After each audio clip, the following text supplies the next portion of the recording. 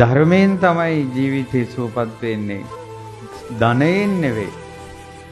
දුවේ පුතේ ඔයාලා මොකද්ද මිරිඟුවක් පිටිපස්සේ දුවන හොය. අද උදේ ධර්ම දේශනාවට අපි කළේ පිළින්දවච්චි මහරහතන් වහන්සේ ගැන. උන්වහන්සේට පුළුවන් මාලිගාවක් වුණත් රත්තරන් කරන්න. නමුත් උන්වහන්සේගේ පිණ්ඩපාතේ වඩින්න ගමේ ඉන්නේ දුප්පතුම 500ක්. ඉතින් රහතන් වහන්සේට පුළුවන් ඔය එක ගෙදරක එක සිම්බු ගානේ රත්තරන් කරන්න. ඇයි කළේ නැත්තේ? ජීවිතේ සුවපත් වෙන්නේ ධනෙම්ම නෙවෙයි. සල්ලි තියෙන කොච්චර මිනිස්සු ඉන්නවද දුකසේ ජීවත් වෙන. හදවතේ ගිනි අවුලුවා ගන්නවා පොත්වල සල්ලි තියෙන. තට්ටු ගණන් ගෙවල් හදා ගන්නවා හදවත දෙදරලා ගිහිලා.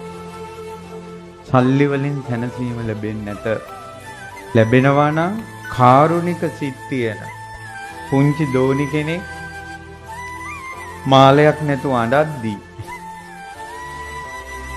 බිම තිබ්බ වැලක් අරගෙන රවුම් කළා කරට දාගන්න කිව්වා.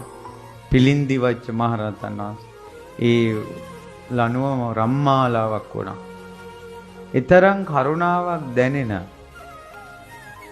එක ගෙදරකට යනකොට දරුවෝ දෙන්න හොරු අරන් ගිහිල්ලා අම්මලා පොළොවේ පස් කකා අඬනවා. එතනින් අතුරුදහන් වෙලා අර අරන් යන ළමයි දෙන්න 이르දියෙන් අරන් ගෙදර තිබ්බා. එච්චර කරුණාව දැනෙන පිළින්දී වච්ච මහරහතන් වහන්සේ ඒ දුප්පතුන්ගේ ගෙවල් වලට වඩිද්දී බෙදෙන දන් හැන්දවත් රත්තරන් කළේ නැහැ. සල්ලි වලින් සැනසීම ලැබෙන්නේ නැත. ධර්මයෙන් සැනසීම ලැබේ.